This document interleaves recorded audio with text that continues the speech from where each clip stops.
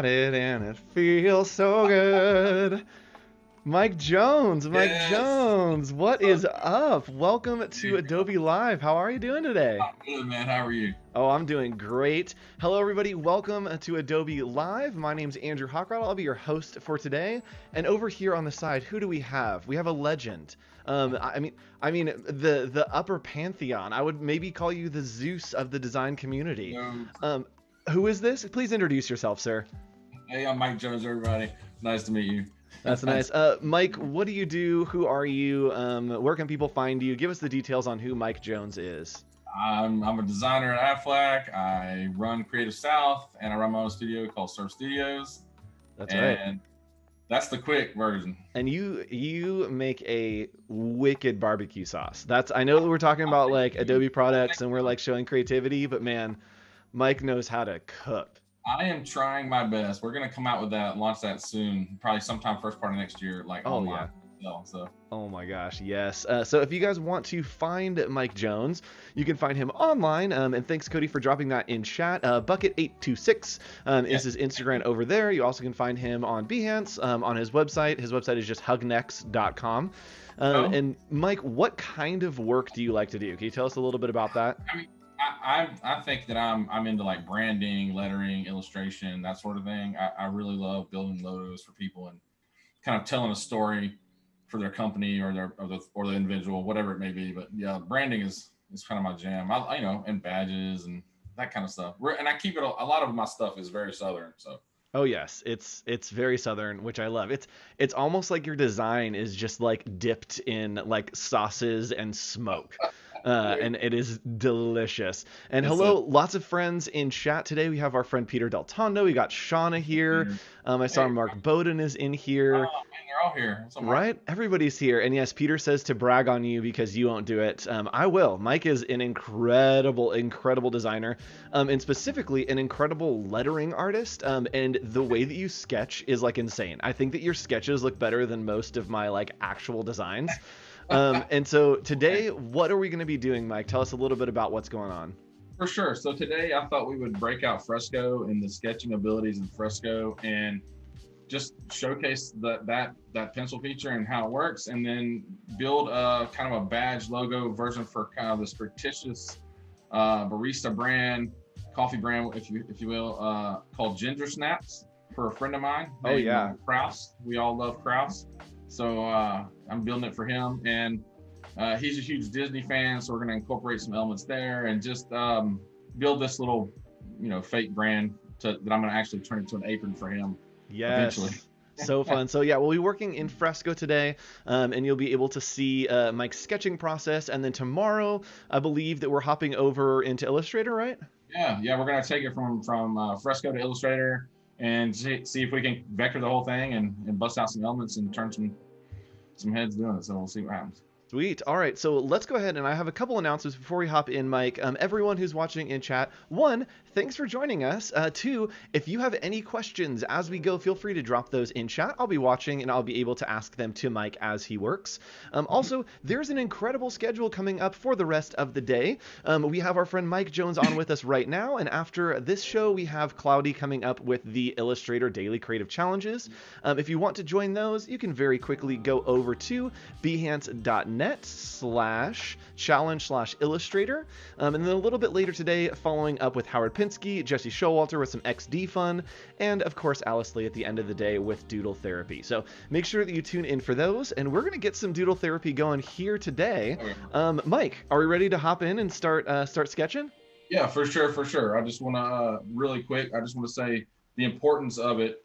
I'm very traditional with sketching. I have 45 of these that are full, spanning over about 20 years worth of sketchbooks, and I do this every day. I sketch everything. I start from start to finish. I always start on paper, and in this case, I've started recently getting more and more into digital sketching because it's a little more forgiving and a little more freeing. It's a lot faster to undo and repeat things and copy and paste, where you don't really have that luxury in the traditional pen and paper or pencil Yep. and paper.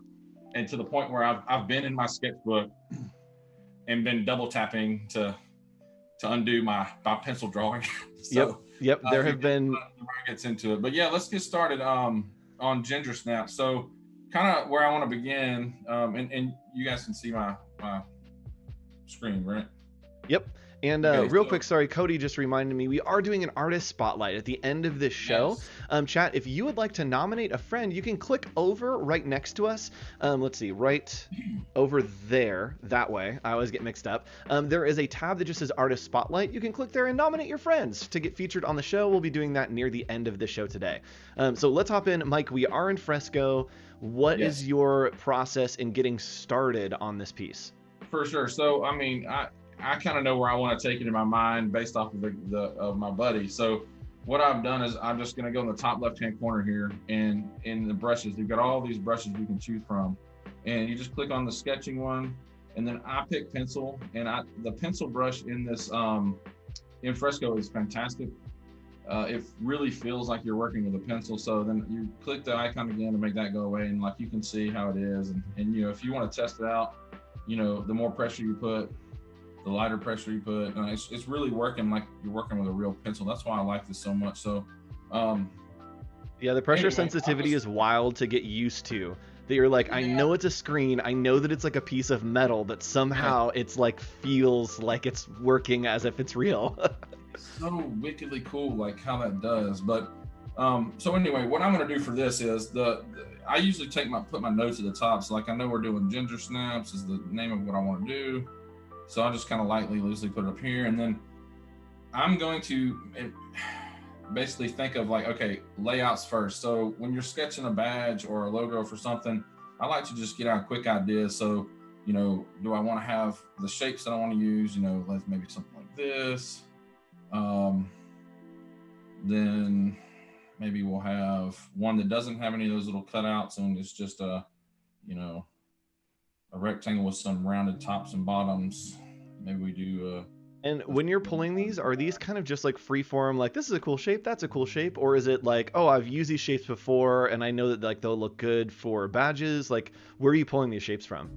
from the latter of what you just said. Yeah, I've used a lot of these shapes before. I know they'll work for the application I'm working on.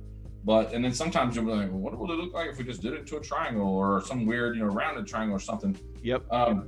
But for this instance, like I wanted to kind of have this kind of old charmy vibe to it. So I'm probably going to go more this route.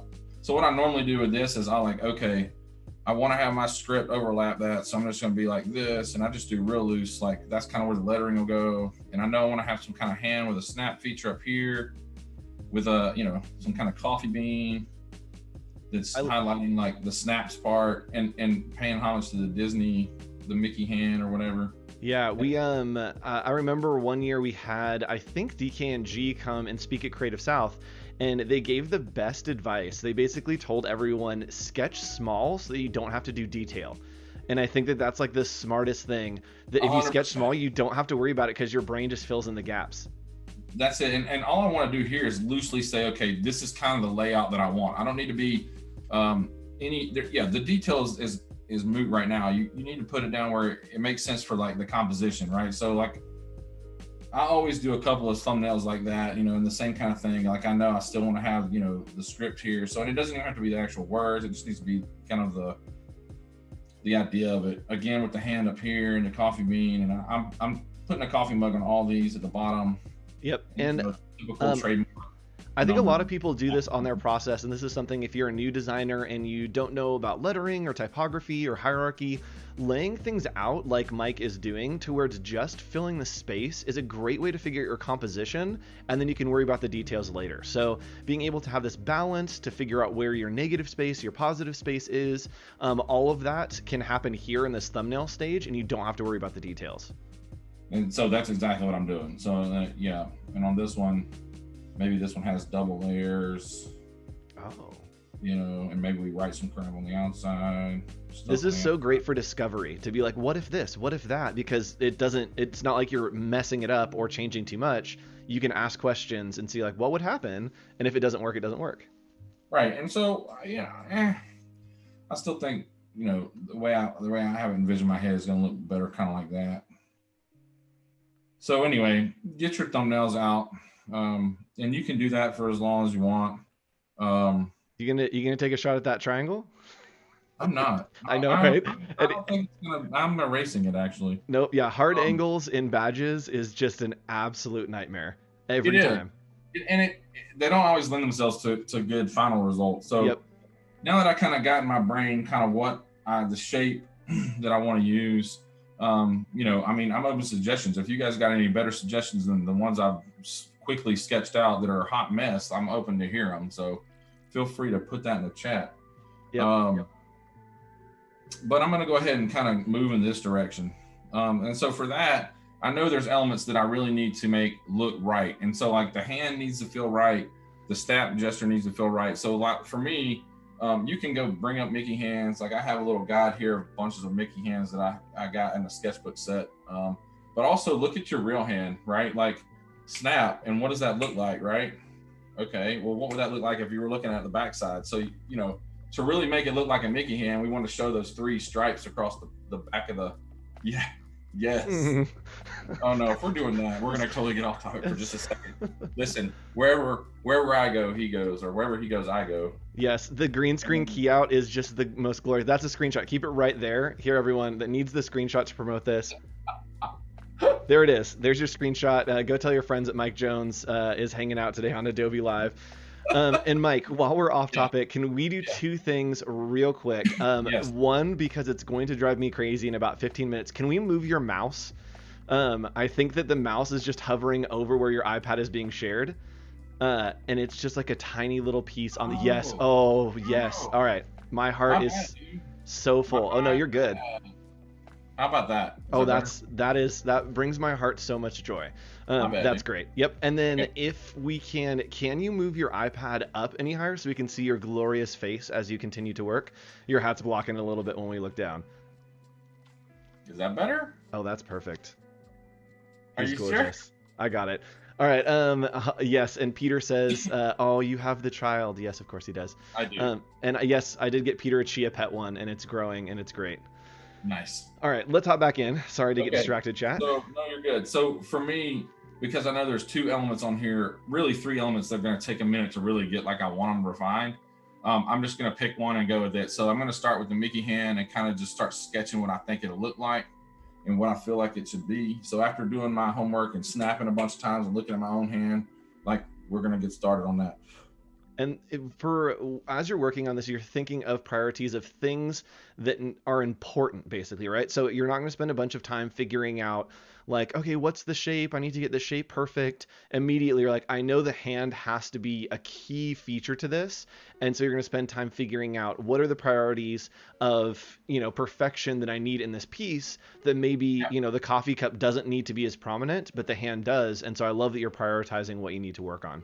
For sure. And it might be that the coffee cup doesn't even need to be there, right? Like you said. So, and traditionally, like Mickey hand, you got like the 3 fingers, the thumb kind of deal. So that's kind of how I'm looking at it. And there might be more. I don't know. This is how I'm doing it. So you guys can draw it however you want. You can really have however many fingers you want. I'm just doing this. So when I see my hand from the backside, that's kind of how I see it in my mind. So I sketch real lightly to begin with, and then once I kind of have the shape, the kind of shape that I really want, I'll come back over it. But just be real loose with your strokes. Just like real light, real loose, and then same with the fingers and all the little details. Just real light, real loose. So like we'll get back to this one right here, and then once you kind of got it like you want it, I think like that's close. Yeah, and do you ever do the like red and blue like pencil lines like some people do, or do you just kind of trace over? So on real paper, I use a blue pencil because back in the day, like blue wouldn't get picked up by I was about to say but like by Xerox, like a blue wouldn't get picked up, Oh yeah. So so you would basically like sketch in blue and then come back over with ink. But like here, it doesn't matter because I'm going straight to Illustrator. But I do that on paper for sure. And it can go red or blue either way. And then once I kind of have the general shape down, I want to do a few of the, like I want to make sure that that's the one I want. So instead of like going and hardlining it, I'm going to come over here and try a little bit different version. just to see if this is how I want it. So I really just draw it again. Make sure that maybe the thumb needs to connect a little higher up, but I don't know. It's really basically the same. I just like to have options Yep. to look at. So it's sloppy and messy, and that's okay. And while Mike is perfecting this hand, a quick announcement. If you're watching this on YouTube, thanks for joining us, but you're in the wrong place. Come on over to Behance. Join us behance.net/live, BEHANCE.net/live. I think one of our moderators will post a link there for you.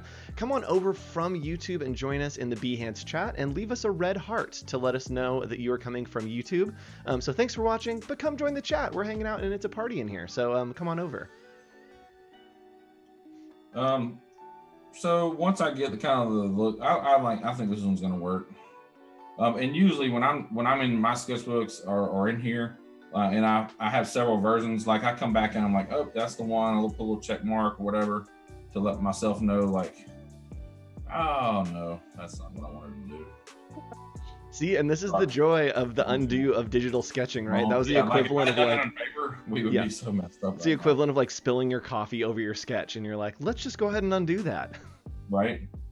So once I've got this, I will come back in and really kind of just define it like I want it, with a heavier line, and then I'll start adding some depth to it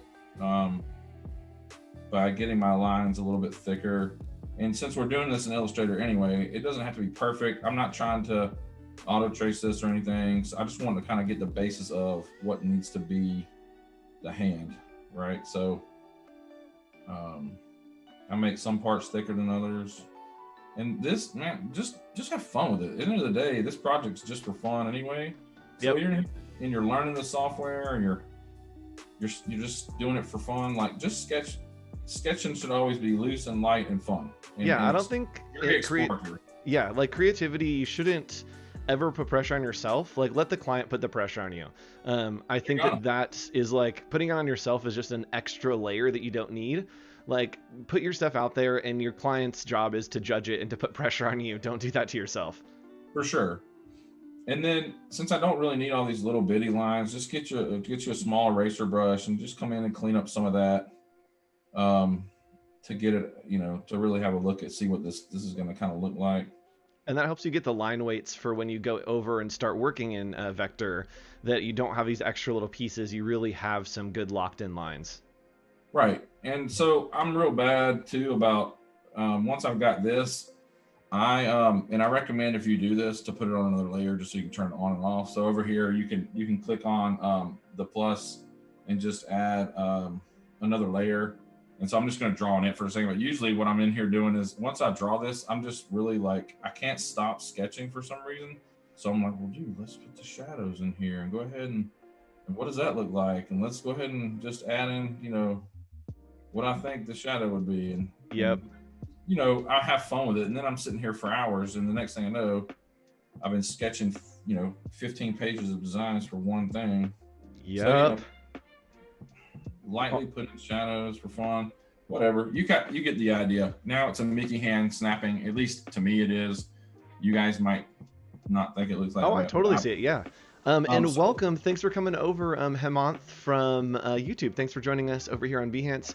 And a suggestion from chat, Mike, that I think could be cool to incorporate is creating some kind of like motion or action lines in that snap so that it shows the motion. So maybe like a little kind of flip out or something. Yeah, right? Fantastic. And that's what's coming next. And you'll see where I'm going with that. So I'm glad you brought that up. Sweet. And because it's ginger snaps and it's because it's for kind of this fake barista brand from my buddy Kraus, I'm gonna what I want to do on top of the hand is instead of doing like a normal like this kind of deal, right? Because that's kind of like, oh, I made a noise. There's a little snap feature there. Yep. I want to do I'm gonna do this instead. I'm gonna put a coffee bean right here, right? So just like this makeshift coffee bean shape. I guess it's a coffee bean shape. Yeah, it feels coffee beany. It feels coffee bean. Or it's a fushigi. Do you remember fushigis? Like those weird like ball things? I'm gonna go with no. From okay, like in Labyrinth, David Bowie had one, and it was like this ball that you like hold and do all kinds of tricks with. It's a rabbit trail. I'm gonna have to go back and watch it again. Yeah. Well, after this stream, I'll show you what a fushigi is. For All sure. right, so we have the coffee bean up there, and then how are we gonna? Like this, right? Like Yep. like kind of snap marks, to where you know, maybe you're getting some sound out of it, but it's like, ta-da, coffee bean, you know. And I almost wonder if we did like almost like teardrop shapes, to where like the point was kind of near the hand, and then it kind of teardropped out, like it's almost sprouting out of the hand. Say that again. So like a basically a teardrop shape, so that the point would basically follow the curve of the thumb, but then it would kind of like teardrop around. Exactly, yeah. So rounded there, and then the point going into, yeah, totally. Yes. Get a little splash. Got you. Oh, and yes, Hemanth definitely has the vibe of almost like a coin toss. It's something familiar, but with a new twist on it. I love that. Good observation. I didn't see that until now, so that's cool. Yeah. And then I'll just come back with the eraser tool and, you know, pull in some kind of coffee bean line. Oh yeah, it's going somewhere. And come back with my. Sorry, my hand's shaky today. Woo. So anyway, something like that is kind of like the vibe I'm thinking, and I feel like with this hand, I would probably let's see if this works. Yep. You can do the little I don't know, magic wand tool or whatever, and hit transform, and then what I want to do is just kind of tilt that a little bit, because I feel like that's the other good thing about sketching in this kind of stuff, and then you hit done here, is that you can move things around a lot easier than you could have before it was when it was on regular paper. I'm gonna turn off the shadow just because, so we'll hide that. I think I added another layer by accident, but whatever. So anyway, we kind of got the way that I think that should look as far as snapping with a coffee bean. You guys get it. And then so from there, I want to start with what's next on the hierarchy, and that's going to be the bigger portion of the build, and the draw is the lettering for Ginger Snaps. Oh boy. Do you like start with the base font? How do you do your lettering? Do you just go from scratch? Just do. I mean, I have so much fun just drawing the shapes, right? Like in my head, it's just shapes. That's all we're doing. It's just shapes. I totally hit my microphone. It's just shapes. So I kind of know how I want it to look and how I like. I think everybody has their own style of letters anyway that you constantly kind of draw. So when somebody sees your lettering, like I think of a Bob Ewing, when I see his lettering, it's, oh, that's Bob's P. You kind of get that vibe that he draws those letters a certain way. And I feel like over the years, my letters have become some of my letters. So that's kind of what I'm going to do. And I'm going to I'm going to draw a new layer I started. For you guys, we just talked about Bob Ewing. I'm going to go ahead and show him real quick over on my screen. So Bob is an incredible designer, friend of Creative South. And as you see, as I scroll through his profile, his lettering, like anytime you see it, you know that it's Bob Ewing. It is just absolutely gorgeous. So go give him a follow. Mod, if we can drop a link to his Instagram, that would be great. But yeah, he's one of our favorites, a huge inspiration. I know, especially for Mike, as you do your lettering. And so I just wanted to highlight that there. All right, let's hop in and make some awesome letters. So this is kind of how I start. So instead of getting like a brush and brush lettering it, which you definitely can do, and there's some great vector brushes in here. I'm just going to stay with the sketch brush today and just show you how I would kind of write this out, and then how I finalize it in Illustrator tomorrow. So what I do first is just kind of get a general idea of, like, I know I want to have like this kind of G where it's like kind of big and loopy and comes down like that. So I just kind of just start drawing it. And I get it, you know, my bigs and my littles, fats and thins, whatever you want to call them. I'm sure there's real technical names. I'm not going to ever use the technical names. That's just all I want to call it. Oh, Um, the amount of times that we describe things as soupities and woobities on this stream, right. that's how it goes.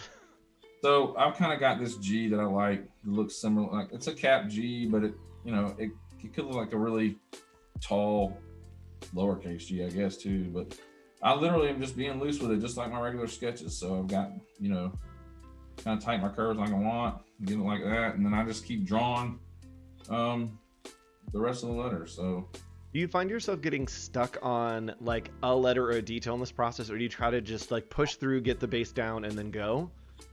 all day, but it's always when you're stacking two words, something never works out. So you got to come back and be like, how can I fix that letter that should look like this to be like this and still make sense to the viewer? Yep. And so that's always a process. And then I have certain letters like this letter N always gives me trouble because I want it to look a certain way, but at the same time, and it looks like an N, but then I always feel like, man, that could be better. I don't know. It always gives me fits, but yeah, it's just different for it's different for everything. Yep. I wanted to have like this kind of fat, thin thing, but I also want to have some semblance to like it's part of the same family. And so a lot of that you can fix in Illustrator when you get to that point. But for now, because you can fix spacing and all that, for now, this is just a rough kind of like, here's where I want to go with it. Yep. And you could put some kind of real light guidelines here for like where things should go. I'm just doing this by hand real quick. I'm sure you can pull guides and all that, but Yep, that's funny. As you said that, someone in chat asked, "Do you ever use guidelines when doing lettering?" yes, not until the end product, not until I'm in Illustrator. Because for this it could change so rapidly. Yep, it's not really necessary. I don't know if that makes sense, but it definitely totally. when I'm building the letters out. Especially for something like this that you can kind of move things, change things. You don't need like technical alignments. It's all visual. So I think once you get into Illustrator, it needs to get a little more technical. But this is something that's like, it's just visual. Like we don't need preciseness. We just need it to look good. That's it. So. Man, it's so crazy to watch this process from someone that doesn't do lettering.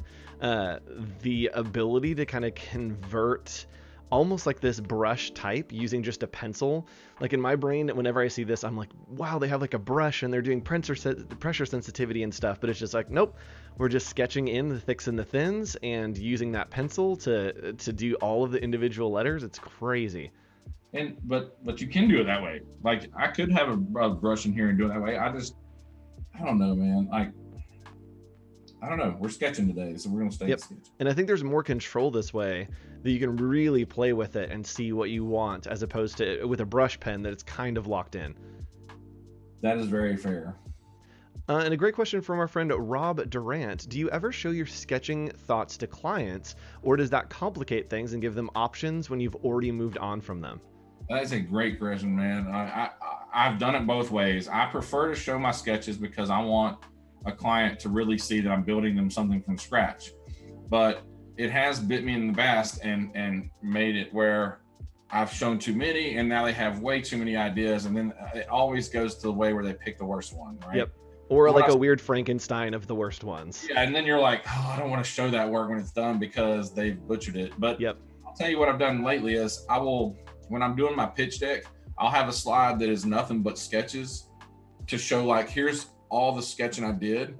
And then here's the 5 sketches that I thought were the best sketches, or the top 3 sketches that make most sense. And I'll blow those up real big and I'll pull all my note lines and like, well, we need to move this and shake that and turn this. And I'll make all these little notes on top of those 3 good ones.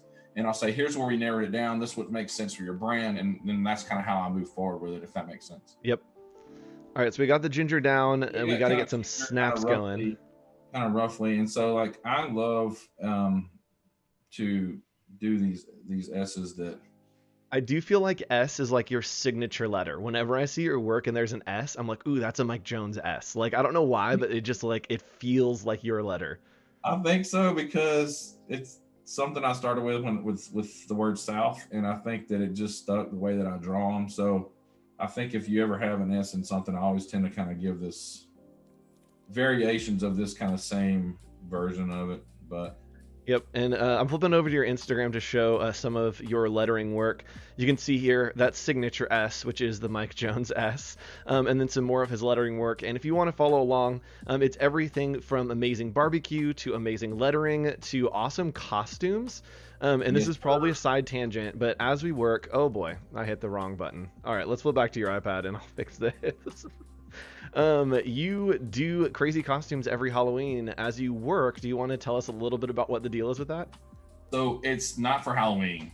Oh, it's not for It's Halloween. for Christmas. Christmas, that's what it is. I'm sorry, Oh, yes. yeah, because everybody expects you to dress up for Halloween, and but I have kids and I do trick or treating, and that's just a lot of work. So but everybody expects you to show up to the corporate Christmas party like in your suit and your tie, and I'm just not that guy. You're not So that guy. I will find something outrageous. So last year I went to the big corporate Christmas party and I was the Grinch stole Christmas, and I sat in a makeup artist chair for 2.5 hours and did the whole prosthetic and did the whole thing, and it came out amazing. And I had a blast at that party. It got a lot of good pictures. Yes, it looks awesome. So continuing on, are you planning out where the letters are going as you're building it? Is it kind of like, cool, I just feel where they fit in, or is it kind of done in your brain and you're just trying to get onto the paper? Well, I get to this point, I'm like that G in the middle. How is this going to work with this? All this in here, right? Yep. Because if I put where I want to put is I want to put them, but I want to put the N right here. But that's not going to work because my A and my G are they're going to collide some weird way. So, I'll start drawing it like this, but I won't do it like we're here. Let me erase some of this real quick. What I'll do is I'll just kind of like rough it in like this. Like, okay, I know I need an N here and I need an A here and a P and an S. Okay, well that AG right there is going to be garbage. So that's not going to work.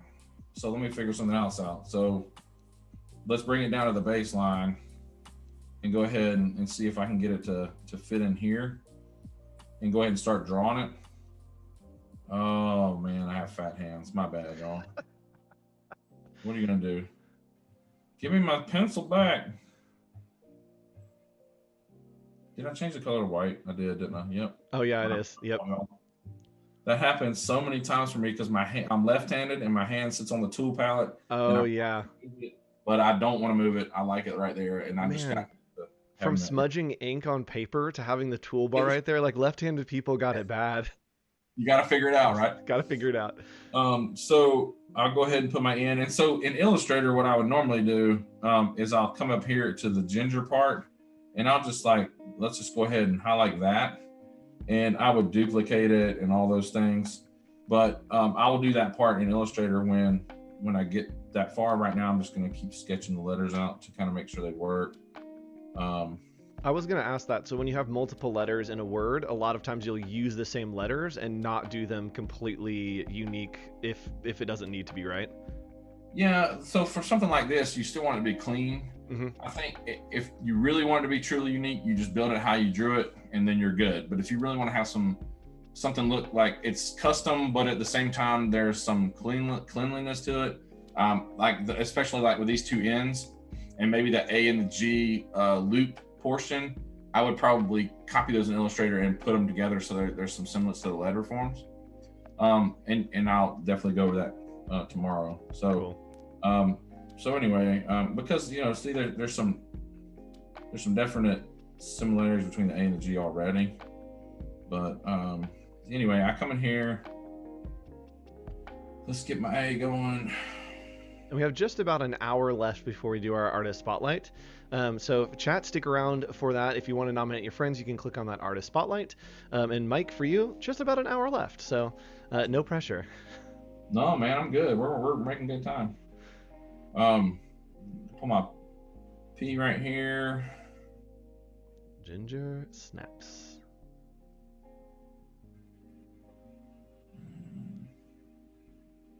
It's interesting because like something about the lettering has so many references to barbecue places. Like it's giving me Snapple vibes. Like something about the Yep. way that it's flowing and moving just feels like this type is like sitting on a porch, like Yep. in the hot of summer. And it's weird because it's just letters, but somehow you still convey that emotion through the line width, through the way that the letters are interacting with each other.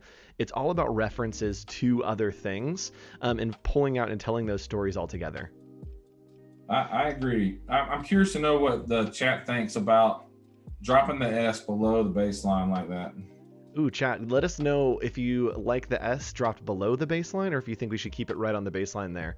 And hello, our friend Ben Stafford popping in What's to up, chat. man? Hey, Ben, what's up? What's up, Thanks for brother? joining us. So good to see you here. How's it going, man? Um, so basically, there's my lettering, right? Like I kind of got it fleshed out like I want it, and so now that I don't have, I've got these gaps to fill up here, right? Um, so we just have a little fun with that G tail and kind of reroute it like down and around Oh, on curve, and then I'll come back and fill that gap in that R. oh. Everyone likes the S hanging below. Okay, I Yep. do too. Yeah. I was just curious. And it's Um, interesting. I love that you filled in that space, because in design, a lot of people talk about almost having like rivers and lakes, right? With your negative space, you always want a river that goes to the outside, so it's not trapped, or just fill it in as a lake. And you had those empty spots and figured out a way to take that and say, okay, cool. These are just weird trapped negative space. Let's make it into something fun and positive, adding that fun swash, which gives it even more character. and all I'm doing now is I just highlighted NAPS and I shifted it to the left to kind of feel it felt a little better there. Yes. Then I come in here and once I'm done with that part of it, like I'll come and erase some of the lines that I don't need. Um, where's my my bad, y'all. Deselect. There you go. Are you sure? There we go. And just get rid of some of the stuff that I don't need. Just cleaning up some of it. Um, Not a lot, but you get the idea. Yep, and having it super rough and then getting a little bit more clean, more clean, more clean. It's like what people do with like tracing paper. That you do all these different versions, and eventually it becomes so clean that it's like, oh my gosh, like how did they get there? It's because there were like 20 crappy ones before that. It Oh yeah, really is about not trying to have the perfect thing until suddenly you have the perfect thing. that is correct. What if the outside of the S is like a tear from the snap? Are we talking about having like another little motion line? Oh, someone's talking about the S ligature on the bottom right of incorporating that teardrop shape that we have in the snap. Could be interesting. Right, right here. The end of snaps. No, no, where the tail is coming up, to make that Yeah, instead of pointed, make it like a rounded so that it matches the kind of teardrop shapes we had outside of the coffee bean. I'm down for that. More like Yeah. that. Yeah, super fun. All right. Well, then we probably should come in here and do something similar out here. Oh yeah, those the little decisions end up having big impacts. That if you change this, then you should change this so that you maintain that continuity. So I love that the response of that looks good. Now we need to apply it to other places. And then usually what I do once I kind of get to this stage and I've started cleaning up stuff, I'll come in here and I just color it in. Yep. Oh, I love what you just did with the eye. That's so fun. Taking that same teardrop looking bit. Yes, and lots of exclamation marks in chat. Chat is very excited about this decision. Chat, if you ever have suggestions, if you have questions for Mike, go ahead and drop those in there. We'll do a little Q&A as he works. So drop some questions in there if you want to know anything about his process, about Creative South, about his secret barbecue recipe. Just toss any questions you have in chat, and we can chat through those as we keep working here. So I'm just filling it in real quick like I would if I had my And book it's out here. crazy how much that looks like pencil and paper. Like just having the little smudge that it's not like it's a line. You really are smudging in with like the side of that pencil.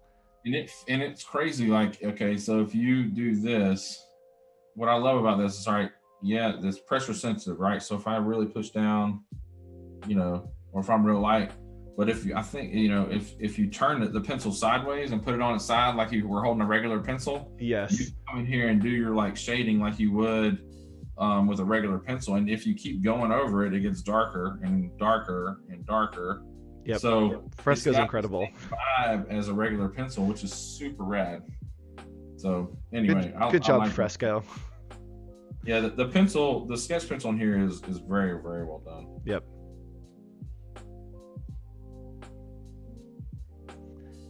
You can't hear the music, Mike, but there are moments where it gets quiet and there's just a vibe happening in the background for chat, and I just feel like we have just like a second of like, ooh, let's vibe, and then we get back into it.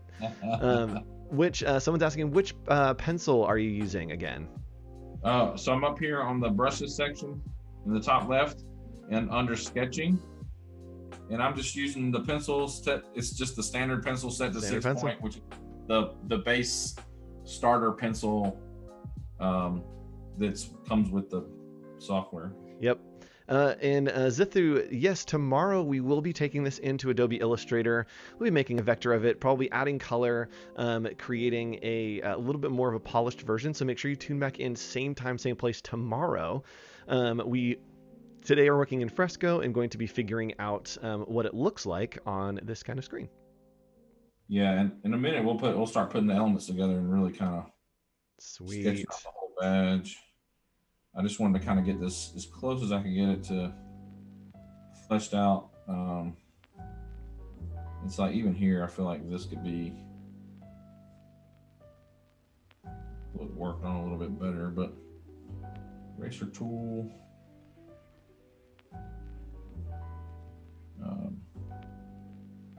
And there's hundreds of different ways to do this. I'm sure this is just the way that I go about it. So Yep. you guys do what works best for you. But this is question from chat. Do you keep the shading on its own layer so that you have one with and one without, or do you just kind of shade it over? I did today. When I'm just playing by myself, I just keep it on one layer. But Yep. for the sake of having to actually build something, like if I'm just playing around and I'm just sketching for fun, or I got an idea that I want to put out on paper, like I'll just do the whole thing like it is. Like it doesn't matter. But if I'm actually have to sketch for a project, I either leave the shading off completely, or I do put it on it later just to kind of contrast, like what does it look like with, what does it look like without. Yeah, that's kind of how it works. Yep. I'm the same way. That I know that I should be working on layers and things, but as I go, I'm like, oh yeah, I can just pull it out later if I want to, and then I get to that point and I'm like, dang it, I should have built this in a layer. Yep, I've been there, done that. This is looking good. It's crazy how much difference that shading and the refining makes to make it really feel like it's getting toward being a finished piece.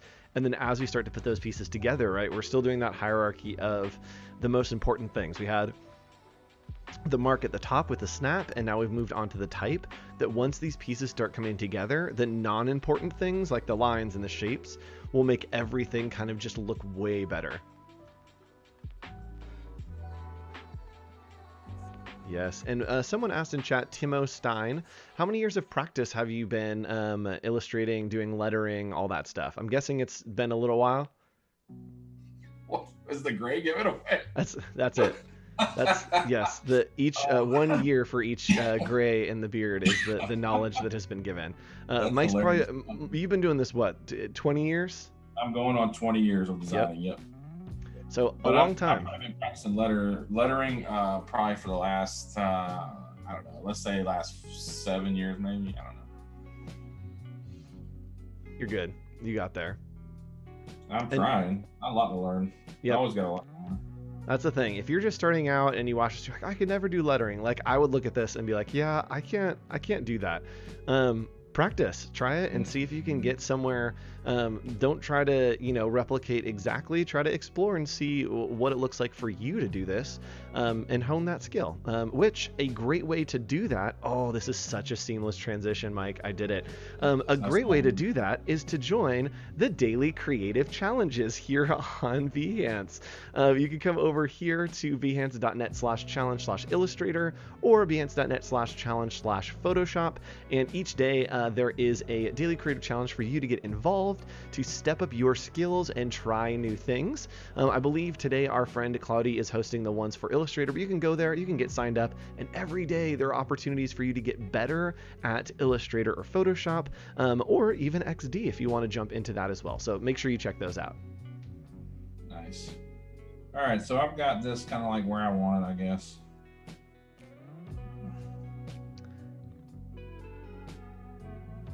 Yes, we've hit the point where it's like, yep, this is good enough to keep going. For sure. So now we'll jump down into like the coffee cup, and as a third element, and I'll put that on its own layer. Well, we got about 45 minutes left for time purposes. So I'm gonna just clear out. I'm gonna clear out all this other stuff up here because, and if you want to change your brush size for your pencil or anything really, once you select it over here on the left hand side, there's a number thing down here in the left hand. The bottom left hand corner. You just tap it, and then you just slide up and down to change your brush size. Yep. So I'm trying to get rid of some of this extra stuff. Whoops. Refined. There we go. And there we go. And, I don't know, whatever. That works. And then we're just going to grab the pieces from the other one? Well, I'm going to go ahead and I'm going to add another layer. I'm going to turn this one off because we're going to start on the coffee cup. And so the same thing applies like I did for the hand with the coffee bean. I just start rough sketching. Like, you guys drink coffee. You probably have a coffee mug sitting on your desk. Wouldn't you know? I don't, but we'll just use this. Use this because it's getting greened out. Because I don't know. I doubt it because it's yellow. But it is. It is getting greened out. Okay, well, it's never mind. Anyway, it's my reference. Yes, I love that you have the coffee cup and I have a whiskey glass just sitting on my desk over here. That's how the nights go over here. You know what your coffee mug looks like. I am just gonna kind of makeshift what I think I want this one to look like, and give it a little bit of depth. So kind of a bowl shape. Is where I'm gonna go, and we want to have the top be open. This is one of those fancy mugs from the coffee shop that costs a lot, and you can see the cool foam design in it. Yes, the one where they fill it like to the very top, and you're like, how am I supposed to take this back to my table? What do you want from me? I just want to spill it all over the floor. Because, yes, it's beautiful, but I can't carry it. Exactly, and then we'll kind of mimic the Mickey hand down here with the little base of the coffee mug, and give it a little handle. Maybe have some fun with it. I don't know. That's interesting with the shapes. Can you go back to the Mickey hand real quick, just for those that have just joined us? So we're trying to incorporate, which I think is interesting, the different shapes that we've used. So you see the bottom of that little snapping hand. I love that we've incorporated that same idea and that shape into the bottom of the cup to help those visual consistencies go through. So that's just a little detail I wanted to point out real quick. That's awesome. Great idea, Mike. Love it. Thanks. So we'll turn that back on. So that's kind of the vibe I'm going. I'm not a huge fan of that handle. So, poo. So, I've messed up your process. This is my fault. All good, dude. It's what happens when you're on the fly. So I'm just going to get rid of that. I don't like it. So whatever. That's kind of too high, but put the handle back. Let's just do something simple. And then you got the coffee in here.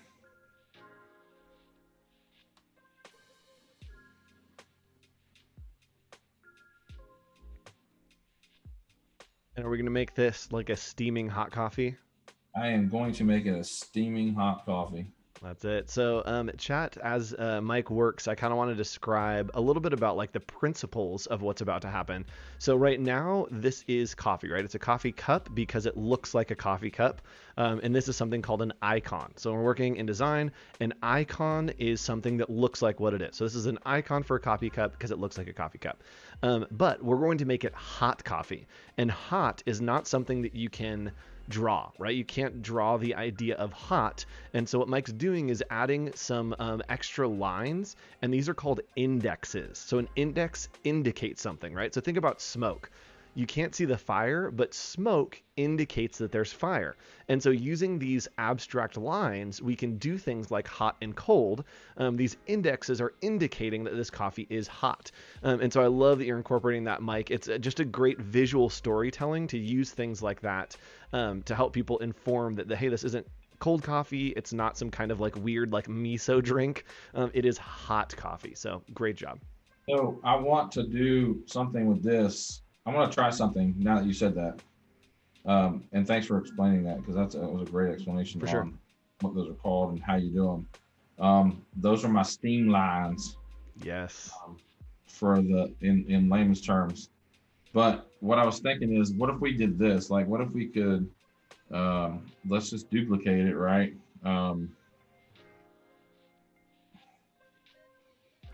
Where is that? And yes, Giratima, simple shading can transform simple sketch into dynamic design 100% so quickly. So I duplicated the selection so I can have two over here and look at it. And so my thought was, okay, we on this first one, we've kind of replicated the bottom of the Mickey hand here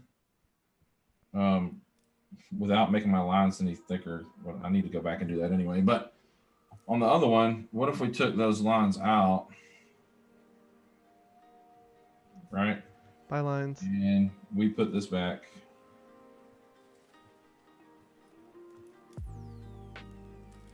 All right, so we're back to cup of mystery fluid. Yeah. And we still want to make it hot, but and I don't know if this will work, but the whole premise behind, like, copying the forms is, could we make it where, and I don't think it's going to work, but whatever. What if you did, more like. Oh, interesting. Like those kind of splashy shapes that we had. Right, but it's also homage to the lines on the hand. Yep. I wonder if in between those, we had a little bit of the steam kind of coming out. So it is a mix of both those teardrops and then kind of the steam lines. Yep. So it's hot, but also like fun and splashy hot. So maybe we dropped some sugar in there. I don't know. I think that's really fun. It looks hot and vibrating, and yeah. So it also has those same elements. And then the same thing that I did with the hand is,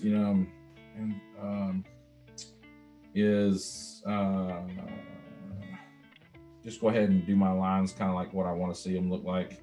Yep. And Cody said it mimics the hands, or it mimics the splashes and lines that are on the gloves, which is really cool. So that's cool that we're incorporating. Yeah, incorporating all of those. So it looks like it's almost a reference to the glove. We have almost the little thumb there with the handle. We've got the wrist with that little base. We have the shape of the hand, and then even the things that are on the back of that glove. So I love that it is just a full-on twist of that same exact thing, but in a completely new way. And so if we really, that's kind of was the idea. You explained it well. So I'm just taking that up so I can kind of see it. Same with these. Yes, this is give me Central Perk vibes from Friends. Very Central Perk vibes. You know the cup. Oh, any time that I see anyone do a coffee logo of any sort that's a cup, I'm like, oh yeah, it's a Central Perk. Love that show. Iconic. Super iconic. Just like Mickey. Yep. And yes, Doc, this is good for storyboards to send to animators to put motion in the logo for digital media. Absolutely, using those index lines. 100%. Yep. So, just get the line work going there. I mean, we could even go as far as on this, coming back in here and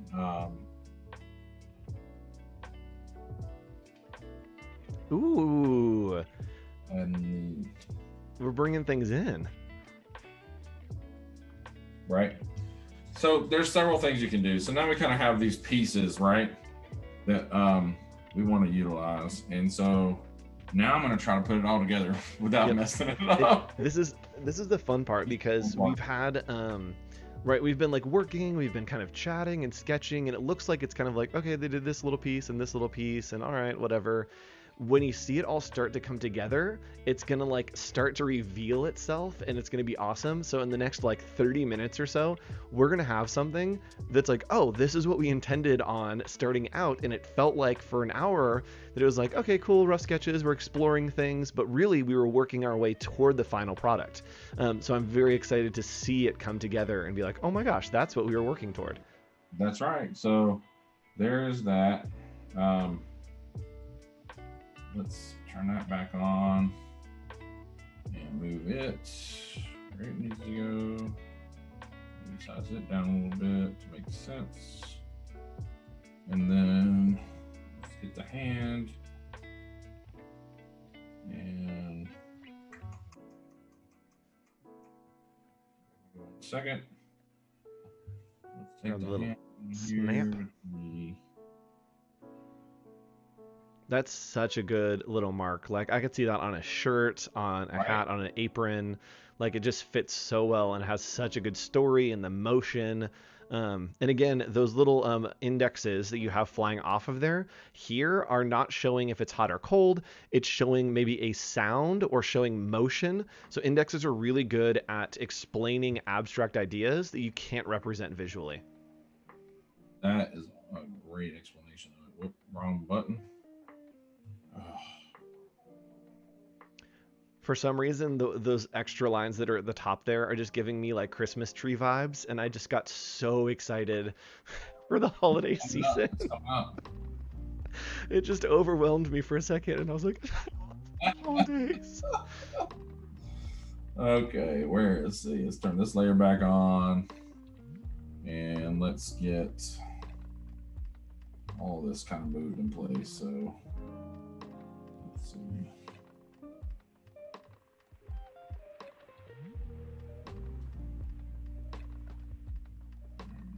That so I can have a better. And this part for you is pretty much just puzzle piecing things together, right? It's not a lot of creation. It's how does this all work together to have the feel and the vibe that you want, right? That's it. And usually I would probably combine once I kind of get these stacked, I'll combine them all in one layer. But this is easier for me to move stuff around right now. Yep. So oh yeah, Carol, still untitled. We go ride or die here. That's how I like to work too. Just save when you're done.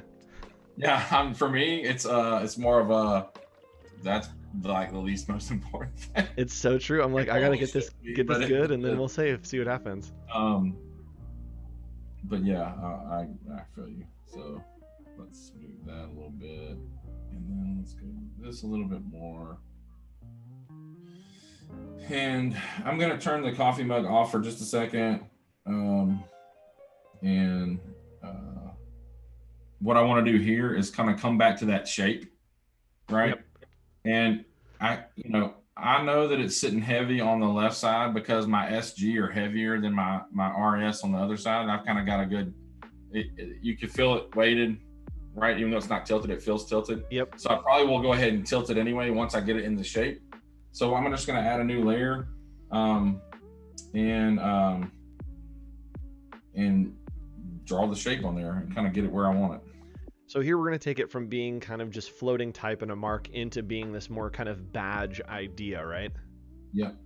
In fact, because it's already sitting that direction, I'm probably going to go ahead and just tilt it just a little bit.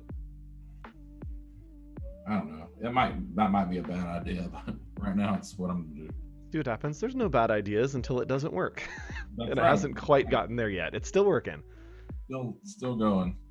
So there's my new layer. Actually, let me get on here. Just ignore my layer mess. Just my mind goes like it goes. Oh, I don't ever show my layers because they're just always a nightmare. Right. So I kind of want this typography to sit outside of it. So I'm just kind of guessing, how wide this thing is. And since it's on another layer, I'm just going to go ahead and draw through it. And this is just me sketching through. And then let's go ahead and pull this one through here too.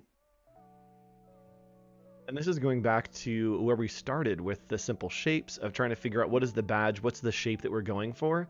Now we're bringing that element back in. And again, it's all building these separate elements and then piecing them together to create one cohesive, what's going to be incredible piece.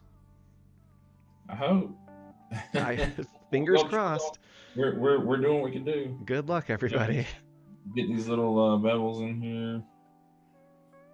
I remember in design school doing those scalloped edges and realizing that it's just a rectangle with like a circle cut out, and just thinking that it was the most revolutionary thing. It's like, ooh, it's like French and artisan and so fancy. I'm like, it's just a circle. Right.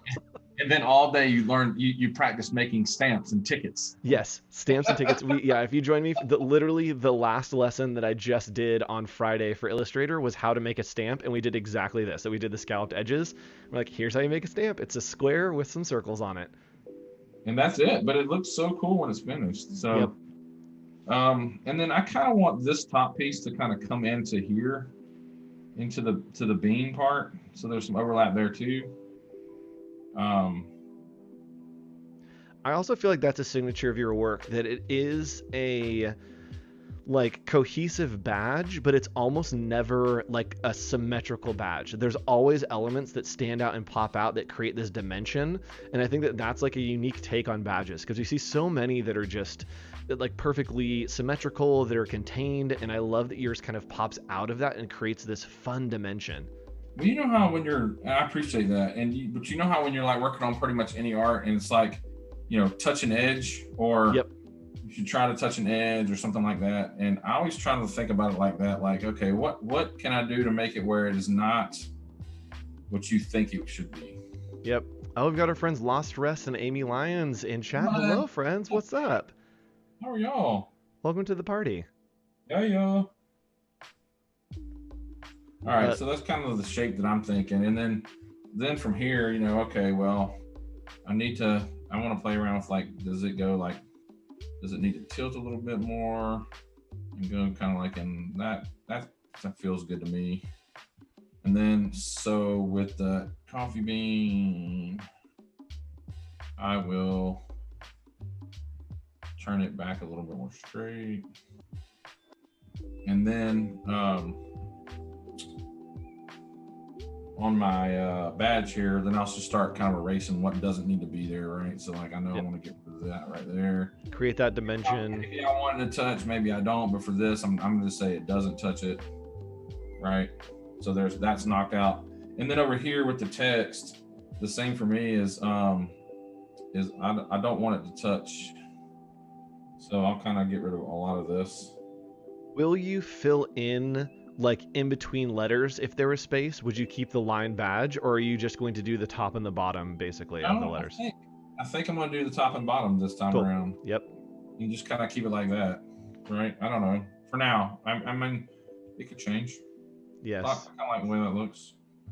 And then from here, I'll bring my coffee mug back in. This one. All the pieces are coming together.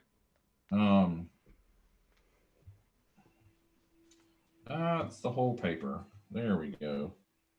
And so here's where you got to figure out which one takes precedence, right? So for me, I feel like the hand and the bean should take precedence over the coffee mug if I'm leaving the badge.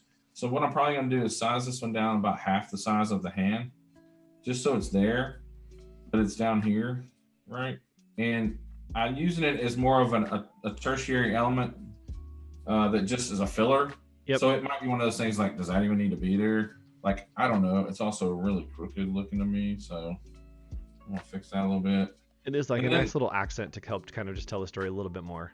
For sure. And so now it's like, okay, I've got all this stuff. What do we do to fill in the gaps? Like the space, right? So I know, for me, I know that on the shape around the outside, I want to have an extra, I want to bring in an extra line in here. that, I don't know, shows a little more depth, I guess. Yep. And Phoebe, we are actually in Fresco today. So sometimes we do sketch on pens and paper, but today we're sketching in Fresco. It's a super powerful tool on iPad for you to be able to hop in there to sketch. I believe, and moderator, please correct me if I'm wrong, I believe that Fresco just launched on phones as well. It did. I think, yeah, I think that's a thing. So if you have a phone, a smartphone, you can get Fresco and you can sketch on that as well. So sometimes paper and pencil, but using here digitally is so nice to be able to undo, redo all that stuff. And then we'll take it over in Illustrator a little bit tomorrow. Oh, adding another little scallop in there. Wow, he's fancy. Yeah, so you know that, and then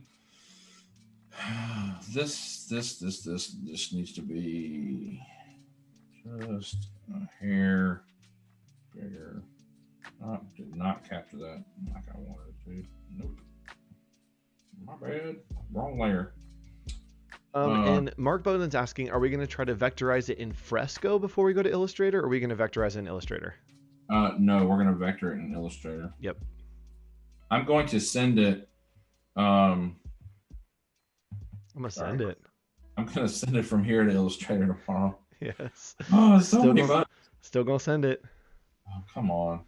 Cancel that.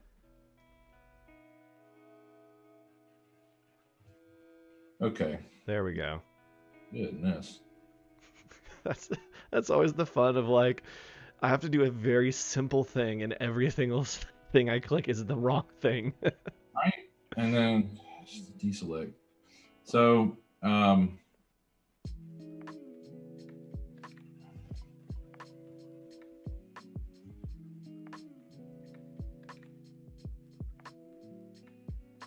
so my thought with this too is now that I go back and see it, that's still a little low, but I'll probably bring that down some tomorrow. But I'll be moving, like this whole shape needs to be bunched in on this way and this way. Yep. So I'll do that tomorrow. But my whole thought was like, is working those snap lines in threes now, because it's 3 marks on the hand, there's 3 marks on the cup, now there's 3 marks on the snap, and just keeping that that number kind of going throughout. If that makes sense. Love that idea. So anyway, and the cup, obviously the shading is overkill and some other things. So now it's like, all right, how do we fill this in and make it bad? So it needs to be coffee company. So I'm probably gonna go ahead and turn this back off just because, and go ahead and find out where does coffee company need to sit? Because part of me wants to take this. I'm gonna add another layer. Take this P. Let me turn it back off.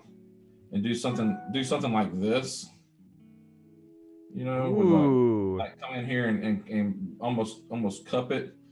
But I don't know. Looking at it now, it's not like I want it, I don't think. But you could do this. You could have it where it came in like this. But I just feel like that's, I don't know. I need to have coffee company in there somewhere first. So yep. I love the process of like, it's not right, but it's not wrong. No, it's neither of those things. It's just kind of there. It should be. So we're figuring out again, the way that you're working, Mike, is figuring out your priorities. And I love that there you're like, oh, we could do this like fun swash, but then realizing, oh, the priority here is to get the coffee company text on there. So I need to figure that out first. And then we can go back into some of those extra tertiary things. Yeah. So we could go, I don't know. What do y'all think? How do you think we should put coffee company on here? In a curve, like across, like this? Like, let me add another layer in here. You think we should put it like right here? Let us know, chat. What are your ideas? My other idea would be to fill it at the angle in between the bottom of the S and the P. There's some nice little negative space like there. Here. Yeah. That could be an option. So chat, let us know. It will give us just, they're a little bit behind us, so it'll give us a few minutes to kind of chat through. Kate says a great idea would be to put it on the bottom following the curve and do an established maybe to fill some space. So chat, have your suggestions come through real quick, Mike. I'm gonna hop over to the schedule just for those that are joining us. So at the end of the day, we have our friend Alice Lee with Susan Lynn for some doodle therapy. But right after this is the Illustrator Daily Creative Challenge with Claudie. Make sure you tune in for that and level up your Illustrator skills. Then Howard Pinsky doing some web design today. I believe that they're doing that over in XD. And following that is the XD Creative Challenge. So stick around. There's content every day, all day, for you here on behance.net/live. Adobe Live loves you. They love the community. So make sure you tune in and engage and join us every day because it's a fun time. Tomorrow, Mike, what will we be doing tomorrow as we come back into this? We are going to take this finished badge design and put it in Illustrator and vector it, and then see what we can do with it for coloring it. Yes. And chat is saying Coffee Company might be too large, but Coffee Co. Would be nice. And I think that's where you're going anyway. That's what I was doing. Yep. Guys, I said company and you already know what I meant. That's true. Okay, yeah, I love where this is going, creating that nice little curve there. And I almost wonder if maybe the P, like the tail follows that curve. How you had it before to fill in that little negative space under the N and the A, that we have a fun little, like, yeah, a little snappity there. And yes, Mark Bowden agrees, Coffee Co.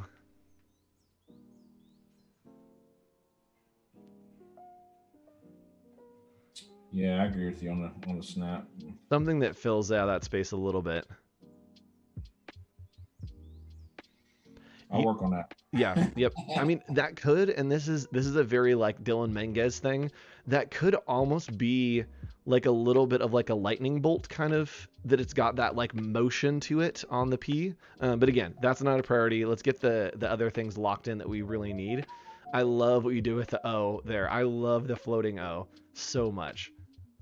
Yeah, it also goes back to that same kind of vibe of that vintage looking. Yep. Look, I guess. What did I say, chat? A little snappity? Oh man, I don't. You yes. did. All right. Well, again, official terms. Official term. It's a technical thing I learned in school about the snappity. Ooh, a little like razor blade kind of scallop edge.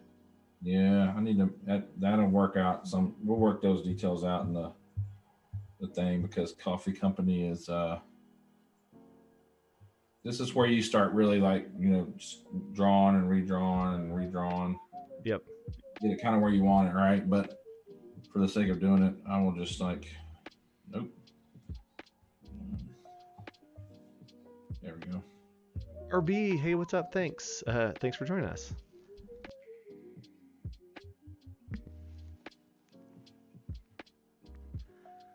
Yes, and that type again, like very vintage, almost it has like the train station kind of like classic tattoo. It's got a lot of references in that thick and thin. Oh yeah. Definitely has those in there. And chat, this is, again, as Mike works on this, I'm just going to keep telling you fun facts from type history.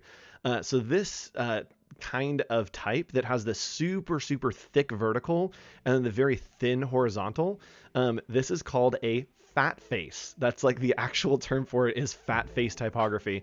So if you want to find some cool fonts, there are some like Bodoni that are kind of in this zone that are fat face. It's a very thick versus a very thin line weight on the letters. And yes, Cody says the vintage aspect goes well with the classic Mickey glove. I agree. You are on it, man. It's very like California Adventure, like Buena Vista Street kind of, right? Do you remember? You remember going there? It's kind of that like 1920s kind of. Oh yeah. And then from here, we would just start putting in stuff like, you put in your established. Give me a good date. Let's do 1989. Cool. And then, you can put your little trademark nonsense over here. And you can put some lines. Like this is where I just kind of put filler stuff to kind of figure out. And then like up here, You could do we could do some more snap stuff, but I really don't want to get away from the line. So I'm probably either there's a couple of things you could do. You could come in here with some like light textures in the stuff that's just like this kind of stuff. There's one thing you could do just to fill gaps. But what I would probably do here instead of doing that is come in here and find something like words that make sense, right? Like I don't know, my brain is on the wording, but you could put stuff like coffee stuff, like yep, yeah, like it's you also can come in here and do something like even like a tagline or something that could be a date. It could be, if your company has some kind of tagline that they want. I'm trying to think of Ginger Snaps that it's just like, your morning energy or whatever it is, that it can go up in that space.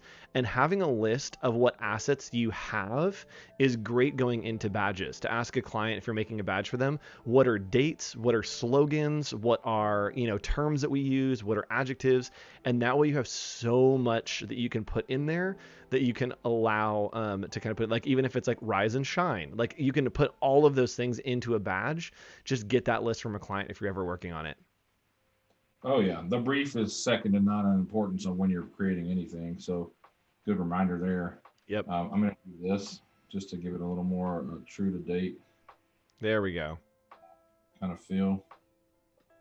And then down here, I would probably just put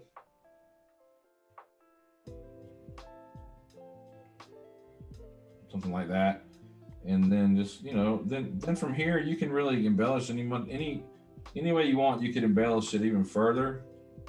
And here's the other cool thing about it. And then for stuff like gaps that are left over, you don't have to put anything there, but you can do a couple of things.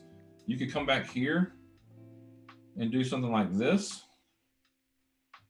and then even come up this way if you wanted. And this is just you working it into to whatever you wanted. But you could come back in here and start doing stuff like that, to really fill gaps if you wanted to. It's not necessary. Even when we were talking a minute ago about doing like some kind of like something, I probably wouldn't do this little dragon tail, but something that would make sense to fill a gap. None of that's necessary. Right? None of that's necessary. But there's stuff that you can try, and the good part is you can try it here without messing up the artwork, right? This is the place where you play and figure out all the details that work, that don't work.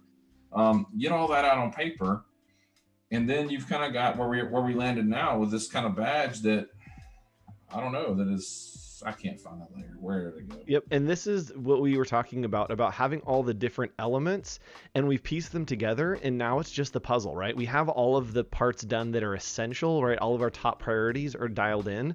Now it's just a matter of all that extra stuff that we can fill in, we can take away, we can have whatever we want in those spaces, because the core of it is so strong. So is everybody happy with this kind of where we landed? Yeah, chat, any suggestions as we go through? Rob Zilla just joined the chat. So hey Rob, what's up? Welcome to the chat. Always good to have Rob here. If you guys have any suggestions about where we should go, I think maybe toss them in there. Mike, can we do like the lightning bolt tail on the P just to see what it looks like to fill that space? Yeah, let's do it. And then maybe it has the same kind of rounded edge, but just a little tiny rounded edge on there. And again, there's no wrong answers at this point. Like, we just try it, and if it doesn't work, it doesn't work, because the core is there. So it's hard to mess up too bad a core that is this strong.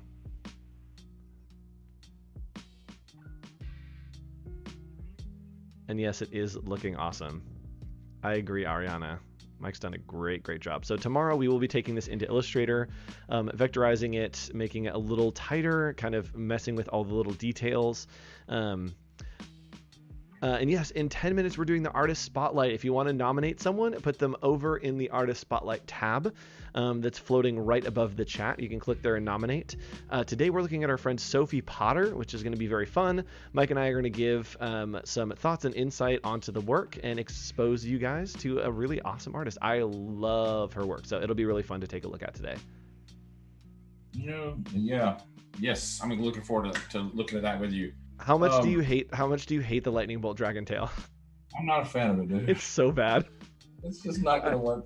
It's, I'm it's, trying though. I'm it's, trying to like figure out how it works. But I feel like here's what I feel like. I feel like if we brought this down a little more, like if this P could almost touch here, it could work like that. But then I also thought about putting leaving it like it is, and then maybe to just fill space, you could either put some kind of like a lot of times when I have gaps like that, and maybe it doesn't, maybe we really don't need anything here at all, but you could put like where the coffee place was located. So you'd be like, Georgia, US or something like that, and like a little stamp there. yep. Those are other elements that you could do as add-ons where you maybe you need to fill a gap, but it doesn't, it doesn't have anything that could go there right off the bat. So I don't know, that doesn't really work for me either. So what I probably do is leave it blank. The other thing is you could try to go push the P the other direction and, and curve it, but then it becomes like a weird L. So like that doesn't work. So, Yeah. This is where once you have all these things built in Illustrator and they're all vectored and you can just turn and move and that's when the fun starts of like, how much white space is okay? How much stuff do we really need to fill in? Is this even working? Coffee curved across the bottom. Yep. Is a cup necessary? And obviously this is all sketched out. Nothing's aligned perfectly. There's a lot of like extra, but the whole premise behind it was to like give the snappy looking coffee shop vibe to my buddy's fake coffee shop, where once we get back to the office, he can make us lattes wearing this cool, cool new apron. Yes. And Kira, thanks for joining us today. So our friend Anne Jeanette has a suggestion that could be interesting. And then I want to ask you a couple questions, Mike, before we hop over. So she has made the suggestion of swashing the P forward and then looping it back into that space, which could be interesting, right? That it has the same way that the G is doing it, that it kind of swoops and fills in all that negative space underneath. And I think once we get into Illustrator, we'd have to work on the spacing to make it a little bit taller to allow that. But that could be something to explore tomorrow to try to fill that space with another swash on the P. It's going to be hard from keeping it to be a G or a Q, but maybe worth exploring tomorrow. We'll see. I don't know, something like that. Yeah. And yes, I got a name right. Oh, that's so exciting. I read the names and I really guess on the pronunciation, so I'm glad that I got it right. All right, so Mike, I have some questions for you. So we're here and we've landed on this great piece. I don't like the tail. I don't think either of us do. We'll figure it out tomorrow what goes in that weird empty space. But here's the questions I want to ask you. As you look at this, right, we have the idea in our brain, and we get to this point. What's happening in your brain for like next steps? Are there any things that you see that you're like, oh, this is a problem, we probably need to fix this tomorrow? What's your mindset going in? Yeah, so my mindset is, okay, the stripes on the coffee cup bother me where they overlap the F's and the E's, like that particular, can I move that in a different direction? And that bottom part of the whole badge, I would actually set type and do it all different kinds of ways to like figure out what really fits in that space the best. Is it curved? Is it stacked, slanted? Is it, does a coffee cup need to be overlapping the bottom instead of inside the shape? And I'll try all those little move arounds once all those pieces are built, because I don't have to worry about erasing anything or whatever. I just have these shapes that will overlap. So I'm thinking through that. And then I'm thinking about, making sure that ginger snaps is everything. I'm just a real big on grid and centered, even though it feels like it's not. I want things to be aligned, like the hand and the coffee mug and ginger snaps need to all be centered on that shape. So there's some equal distance between the sidewalls, right? And that's just trial and error, because a lot of times there's true center, right, where you hit center line and everything's truly centered, and it's completely wrong. You're going to get times where that does not work at all, and you need to center it by your eye. And that is where this part might be a little to the right, this part might be a little to the left, and then back to the right, but visually to someone, it's going to look perfectly centered. So that's the kind of stuff I'm playing around with in my head right now. And then I'm thinking, okay, like you a minute ago, the hand can be its own thing. The coffee cup with the bean on it could be its own thing. Ginger snaps could stand alone with itself and the hand. And now you've built not just a badge, but you can take all these little elements, and now you've got this whole system to play with to build out, packaging and point of purchase and all those like different things you need to build out for a coffee shop. signage and whatnot, you've got all these different elements. So like that's the fun part too, is once we build it out and we color it, taking it back to one color and putting in a bunch of random mock-ups to see like, does it work as a storefront sign or as a window decal or as a, you know, whatever. And that's kind of where my mind is going right now on how do I make this like I want it. And then, oh man, I had a thought about. Oh, that's right. So when Mike was talking about alignment, a lot of times you'll hear people talk about this with type, and you'll hear optical versus mechanical or technical. And that's just a difference of, is it like actually centered or does it look centered? Sometimes you have to do it by eye. And Mike, here's a question for you. When, right, we've done our type and the lettering, right, which is gorgeous. But then we have this supplementary type. When we go into Illustrator tomorrow, do you draw all of that from scratch, or are we going to look for a typeface that kind of pairs with it? No, I do the big elements. The big type that I want to really stand out is done by hand because it can be. Yep. It also can be done with a font, but I prefer it as something I do by hand. Then I will go find something that I've drawn and I will match it to a font that makes sense. So I'll go look for a font that has those tiny, thin, thick elements. And there's plenty of cool websites to do that where you can go and find, like, you can type in, I want to search for fonts from 1920s or whatever, and search and see what comes up. And I try to pair it with something that'll work, you know? Yep. I made a font that I'm going to send you that we can use on this tomorrow. It's called Third Rail, and it's inspired by vintage train signage. So I'm going to send it to you, and I think it might be perfect for us to incorporate tomorrow. Think about that with the railroad at Disney World or Disneyland. The train, like, that's awesome. Yeah, and it needs to all make sense together, right? If we went in there and we had like Futura or something in there, it doesn't work because Mike is referencing a very specific like vibe and time and zone, and so you have to make sure that all works together. And I think I do that intentionally when I'm planning out my stuff of like, okay, in my head, when I hear Ginger Snaps and I know the person I'm building it for and I know the references to what he loves, like that kind of stuff ties back into this kind of vibe and his personality and all that. And I think it works with those typefaces. So I could see this being somewhere right off the train line. You go in to get a coffee at Disneyland, boom, there he's standing with his apron, serving everybody lots. Yes, just ready. Oh yeah, I think it'll work. And I'm going to show something on my screen real quick because we were talking about fonts, and Robzilla brought up Adobe Fonts, which is an incredible resource, and it's built into Illustrator. So flipping over, if you have type selected, you can bring up your character panel and then just click on this Find More. And when you click on Find More, it's going to initialize, and it will give you access to the entire catalog of Adobe fonts. From there, you also can sort and filter by serif, sans serif, if you want something that's decorative, whatever you want, and it will give you live previews of all of those fonts. So amazing, incredible resource. We'll look at it more tomorrow when we hop over there, but I wanted to point that out and show how great that resource is. And Kira is asking, oh, did I pronounce it right this time? I think I switched. Kyra? One of the two. I think maybe one of the two. Sorry, I forgot how I pronounced it. Asked, can I go live or is it just you? Well, guess what? I think that pretty much everyone now has the ability to go live through their Behance. I know that it's incorporated into Illustrator on iPad. I think that it's incorporated into Fresco as well.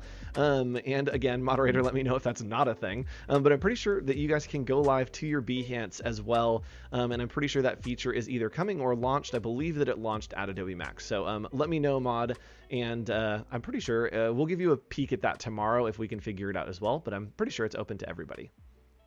Yes, anyone can go live to Behance straight from mobile apps on their own channel. Yes, thank you, Cody. I never want to commit to it in case it's not a thing, but it is a thing. And Peter Del Tondo says, "Dang, this is looking good. We've got the data approval." Yes, that's what I was waiting for. That's it. That's what we were waiting for. Yep, that's it. Shut it down. Thanks everyone for joining us. We're just gonna go out on a high note with Peter. No, we still have about a half hour left.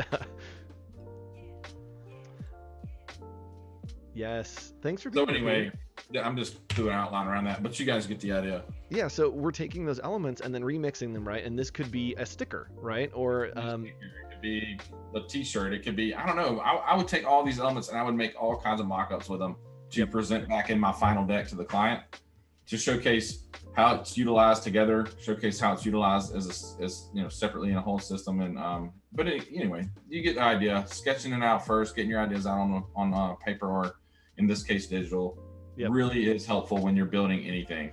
So I recommend it if you don't sketch and you just start building. Try it first. Get yourself a couple of sketchbooks.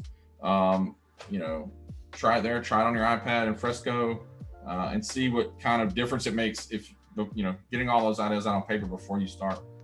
Yeah, just vibe it out and see what happens. And yes, cloud saving is a thing and it's awesome. Mike, it is stressing everyone out that we have a star next to this, and this is the time we're going to switch over and take a look at our artist spotlight. So I'm going to switch to my screen, and while we do that, Mike, we need you to save it in the background just to let everyone aesthetically have a deep breath and just like relax the stress that's been happening for the last hour and a half. I love doing that, especially on stream, to just not save and be like, we're all just going to be stressed about it.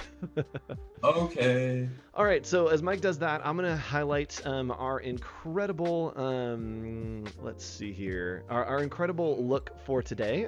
This is our artist spotlight, and today it is Sophie Potter. Sophie Potter, it looks down here, is a freelance illustrator based in Wales, creating bold and colorful decorative illustrations for brands, packaging, editorial, and more. So incredible, awesome work here, again from the United Kingdom. Mike, while you're saving, I'm going to go ahead and pop one up. If you want to, when you're ready, hop into the Painted Vegetarian Cookbook.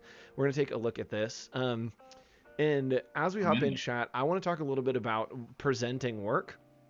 This is amazing to always have something that explains where we're going as we start, right? The work is amazing. We can already see it, but I love having the little like pop out at the beginning, right? Self-initiated cookbook, hand-painted illustrations is telling me what we're about to see. Yep. That's awesome, man. Wow. This is really good. I want this cookbook. What? My goodness.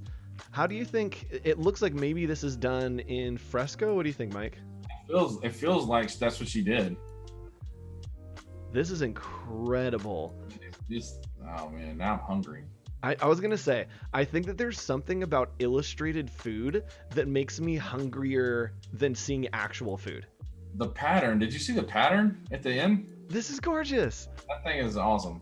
I wonder if that is on the flip, like when you open the book, if that's the interior. You follow me, like the interior book cover page? Oh yeah, you're totally right. That it could be the inside jacket. I'm thumbsing this up. This is fantastic. Thumbs this up. I love this. Have you ever watched like any of the Studio Ghibli movies, like Spirited Away or gosh, what are some of the other ones? They're like classic animated movies, and the way that they draw food is just so good. And this is that same zone that I'm like, I've never wanted to like eat a chili pepper, but looking at this chili pepper, I'm like, I want to eat that. See, I see that, and I'm like, okay, I can make a sauce out of all these ingredients, but then I'm like, I also want to take that, and how can I build a logo out of that? Yep. Like I take it back to the design side and go, wow, it's just really good. Yep. How you also need to see your list of TVs and movies, so I can be on the same page. Yes, it is built in Photoshop. We literally have it in the tools section over here on the right. Thank you so much for pointing that out. Yeah, there's a lot of things happening on this. Did she do that like in Photoshop on her machine, or? I'm guessing, yeah. All right, let's hop over and take a look at the embroidery themed illustrated packaging. I love that there's a theme of kind of this packaging work here. Mike, do you think it's important to have that in your work, or is it okay to kind of do a little bit of everything? No, I think, you're showcasing your entire arsenal is amazing. Like, I think you should do that and never just, yes, have a specialization. That's great. Always post the kind of work you want to get. But at the same time, if you can show like how it was utilized, how they made it, how it works at the end for the clients to make the work better for them or their business better. In this instance with this embroidery packaging, how it all tied together as a system, she built all these little elements, and then she used it on the wrapping paper and the sticker, and then you know the label, and I don't know. I think it's important to show all of it. Absolutely. And I love showing the process of the, oh my goodness, I swear when my camera turns on, my body just revolts. I was showing all the little individual illustrations to show like, hey, I can do the illustration work, but also I can build this into something more, and showing the pattern, the packaging, the sticker, like it all just turns into something completely new. Yeah, and Illustrator too. Those are good. Yep. All right, let's hop over to the Botanic illustration art poster. I love, and this is such a weird niche, I love like posters of illustrated plants. I think that like the isolation is always so gorgeous. It makes for a really good piece to hang on your wall, right? Because it's super vibrant. It's sitting on black. There's numbers there, which makes you want to take a deep dive on going, well, what is this thing? Like, you kind of want to read it, almost like when you're in school and you see that and you're like, I got to read the footnote. Yes. But that mushroom is ridiculous. Yes. Oh, man. It's so gorgeous. And again, these are done in Photoshop over here. It's crazy the consistency in color and like texture and feeling, even with like the edges that you've gotten across all these objects that are completely different. Yeah. When you're like illustrating or even doing lettering, Mike, do you think about like what are the consistencies I can keep up, or do you have to go back at the end and try to pull it back into being consistent? No, I think it ties together when you're working, right? Like we did on that sketch. Like I kind of started noticing things that were there that needed to be the same, and so did the people in chat. And they're like, well, that should be added back in because it made sense. And I think when you're doing stuff like she's working on, she probably ahead of time has already said, okay, I know this whole look of this piece I'm about to build needs to feel like this. So my brush choice is going to resonate that same mindset. So I've gotten this brush set that I know will have all these little different textures, and I'm not going to veer away from it while I'm building. I think that's how I would imagine she thinks like that. But yeah, I think she did it at the time. And you can see it in these close-ups. The fuzz and the kind of like noise that's around the edge carries over to the shading, to the lines, to the typography. That it all kind of is cohesive and goes together. And then I love that the colors on the inside are not as painterly, right? Which means that it just like feels brushy. It feels like they're very gradual and very like soft, as opposed to the very harsh kind of jagged edge. And I love the contrast there. Stems and leaves. Yes. You get that. Yeah, that's awesome. All right, let's hop over to the Four Seasons wreath. We're going to look at all of these because they're just gorgeous. Really talented. Oh no, the holiday season again. I saw the holly and just got so excited. No. I'm so ready. This is incredible. Oh, I love too that you're showing like both the finished product as well as what maybe like the sketch, or maybe it's an alternate version. Like this could be a coloring page, but it looks like this is your sketch. I love seeing the process. Wow, yeah. She planned it out. That's exactly what that is. Yep. And this looks like something that it could be that's like, oh, it's just sketching and kind of like added sunflowers here and an acorn there and a leaf here, but it's very intentionally planned out and sketched out so that there is that kind of roadmap. Hers would be it would be fun to watch her go do a recording from start to finish. Yes, I agree. Right? I agree so much. See how it comes to life with the color. Yep. Gosh, this is gorgeous. And I tell this, if we have any photographers watching, you may think that this is crazy, but sketching out your photos before you go to the photo shoot is so helpful, right? You think, oh, I'm like set up the lighting or whatever. Literally sketch out where you want your models, what you want, all the things. Literally sketch out your photos. That's a great tip, man. It works across the board for any profession for sure. Yep, absolutely. All right, I'm so ready for O'Doggo, the dog brand illustrations, because I love dogs, and these colors are gorgeous. The palette that combinations are great. The simplicity of it. It feels unconventional and fresh, but like somehow like vintage all at the same time. The pattern, man, that's the one. Yes, this reminds me. Yes, this reminds me of like a mix between like a Palm Springs Vacation and like Air Bud. which is the weirdest like smashed together. It's this like mid-century modern kind of smashed with this very like fun, goofy kind of welcoming vibe. Oh, I love the cards too. Yeah, dude. What I love about this piece is that it's all hand drawn except for the typography on the card for the numbers and names and what. Like the logo is truly hand drawn, and they left it that way. There wasn't like they had to go crazy with getting it buttoned up with like complete lines and stuff. It's like, this is how I drew it. This is what it needs to look like, and it went perfectly with the dog illustration. So the card really makes, I mean, it makes a huge impact on the card. Yeah, and I think I love the hand-drawn type on here because you can tell in like the counters of the G's are different, right? Yeah. The swoops on the O's are different, that it is like completely hand done. And even though there are things that are technically wrong, they're right in the way that it's being applied, right? So Because, yeah, go ahead. because I was going to say everything is so rough. I love that you have taken the illustration and then translated that feeling into the type. And being able to do that is such a skill. And if she didn't do that and she went back and matched all the O's and matched the G's and did all that, it would not have the same effect. It would be a totally different look and feel. And I don't think it would get the same message across. Even with the Canine Collective, where she came back in and it looks like she wrote that too, that added to it. So I don't know, man. That's a very well done card. Yes, I just I just I can't I just saw the pug.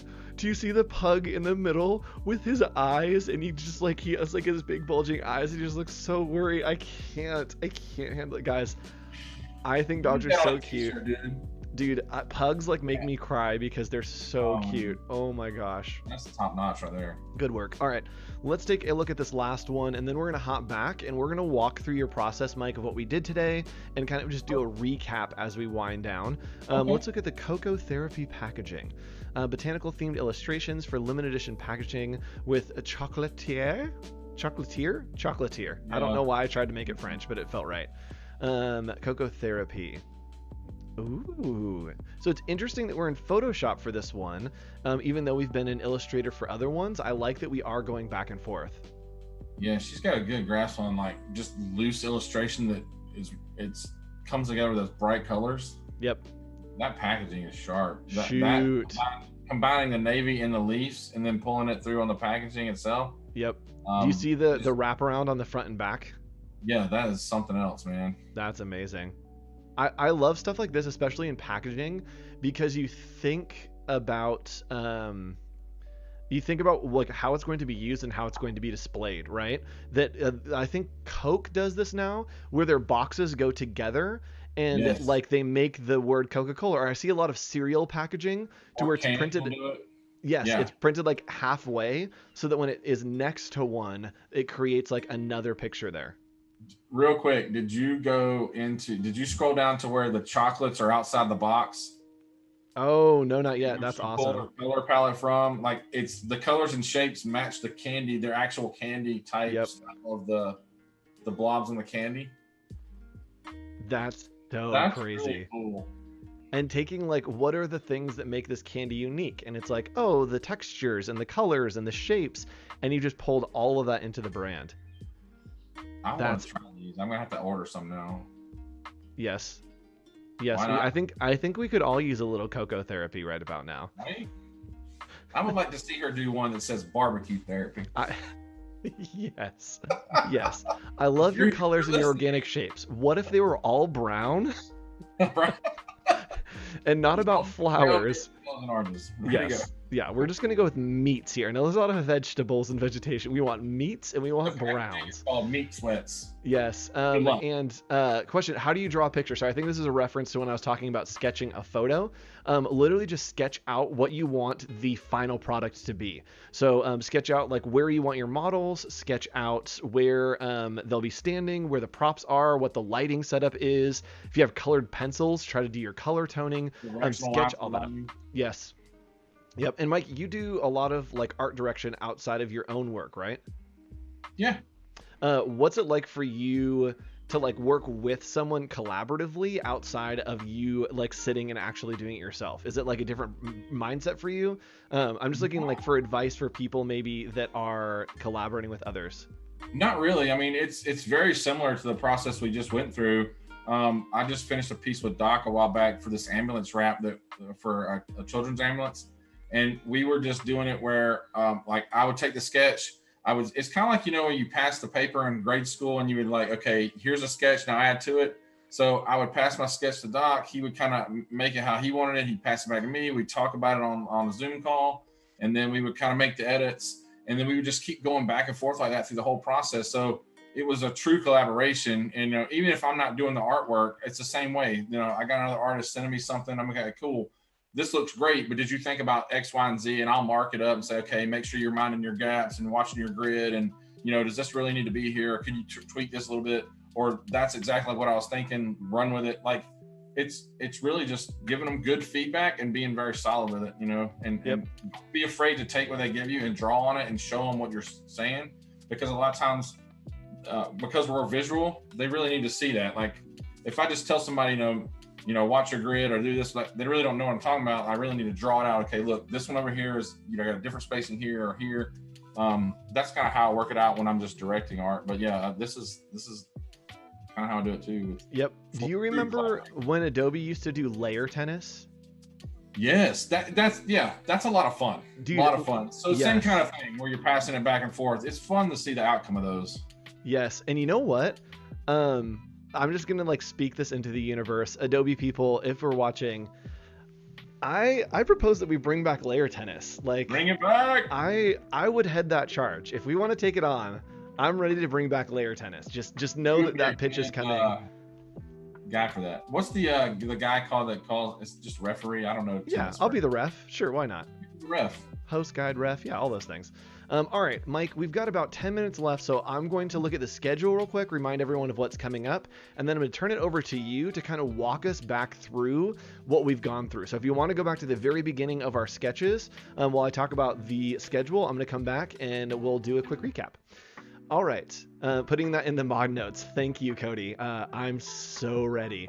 All right, so we have in the schedule coming up right now, you're here with me, drawing and painting with our friend Mike Jones, and then we're moving on to our friend Claudia is doing the daily creative challenge for Adobe Illustrator for the next 2 weeks, which will be very fun. We have Howard Pinsky doing some web design, and Jesse Showalter coming up with the Adobe XD challenge, and at the end of the day, of course, Alice Lee with some doodle therapy. So you got a little bit of, lettering doodle therapy during this, and then there'll be some doodle therapy a little bit later. So Mike, we've got about 5 to 7 minutes left. Let's go ahead and hop back to that iPad. And if you're just joining us, this is Adobe Live. This is Mike Jones, and this is what we did today. Mike, where did we start out today? Well, we started out here kind of on this page, just kind of, let me move my mouse for that messes with you again. We just really talk through like getting your ideas out on paper, starting with small thumbnails, and just kind of laying out the idea that you had. And so for us, it was just an idea for a fictitious coffee shop for a buddy of mine, and we worked on like shapes and where lettering could go and the elements we wanted to capture. And then from there, we actually built out the 3 main elements, which would be like the hand, the kind of Mickey Mouse snapping hand. And then we built out the lettering for the actual wording, which was Ginger Snaps Coffee Company is what we're calling it. And then we built the section for the actual coffee mug, and my layers are all over the place, but yeah, you get the idea. Yep. So it was all about creating the hierarchy of what was important, right? So we did those sketches initially, and Mike, what were the things that we identified as like, these are priorities we need to work on right now? And so mine were the Ginger Snaps lettering, the hand, and the coffee mug. And that's kind of the priorities of getting all those on paper so we could pick what we needed to do and make them all work as a whole badge system. Yep, absolutely. And yes, so some great advice if you're looking to start drawing and starting to learn how to draw. please tune into Kyle T. Webster's Draw Along. It's every Wednesday and Thursday, and it is so good. It's fun, it's low key. He teaches you how to draw something and also some principles about drawing. And he's just a cool guy. So tune in for that if you're looking to learn to draw. It's a great resource. Or watch these.